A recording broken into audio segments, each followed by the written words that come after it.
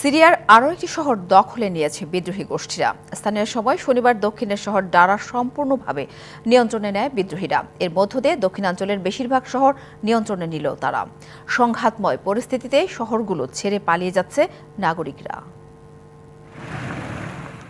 2011 সালে কর্মসংস্থানের অভাব এবং দুর্নীতিসহ নানান কারণে প্রেসিডেন্ট বাশার আল আসাদের বিরুদ্ধে বিক্ষোভে নামেন বিভিন্ন গোষ্ঠী সহ সাধারণ জনগণ। পরবর্তীতে যা রূপ নেয় দীর্ঘস্থায়ী গৃহযুদ্ধে। পরে 2020 সালে আসাদ সরকার ও বিদ্রোহী গোষ্ঠী দুই পক্ষের যুদ্ধ কিছুটা শান্ত হলেও গত 27 নভেম্বর আবারও আকস্মিক হামলা করে হায়াত তাহরির আল শাম সহ ইসলামপন্থী কয়েকটি গোষ্ঠী। আলেপ্পো সহ 3টি শহর দখলের পর এরই মধ্যে সিরিয়ার দক্ষিণাঞ্চলে আরেকটি গুরুত্বপূর্ণ শহর দেরা দখলে নিয়েছে বিদ্রোহী গোষ্ঠীরা। বছর শেষের খুশি নগদে হবে বেশি। নগদ পেমেন্টে নির্দিষ্ট ক্যাটাগরির কেনাকাটায় 300 টাকা পর্যন্ত ক্যাশব্যাক।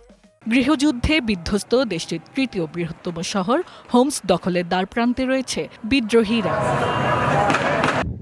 বার্তা সংস্থা রয়টার্স বলছে, হায়াত তাহরির আল শাম সহ বিদ্রোহী গোষ্ঠীগুলো সরকারি বাহিনীদের সাথে সহিংস লড়াই শেষে অনেক সামরিক ঘাঁটি নিজেদের নিয়ন্ত্রণে নিয়েছে। শুক্রবার পর্যন্ত বিরোধী গোষ্ঠীরা 90% ডেরা শহর নিয়ন্ত্রণে নেয়। এরই মধ্যে গেল এক সপ্তাহে আসাদ বাহিনীর কাছ থেকে 4টি গুরুত্বপূর্ণ শহর দখলে নিয়েছে বিদ্রোহীরা।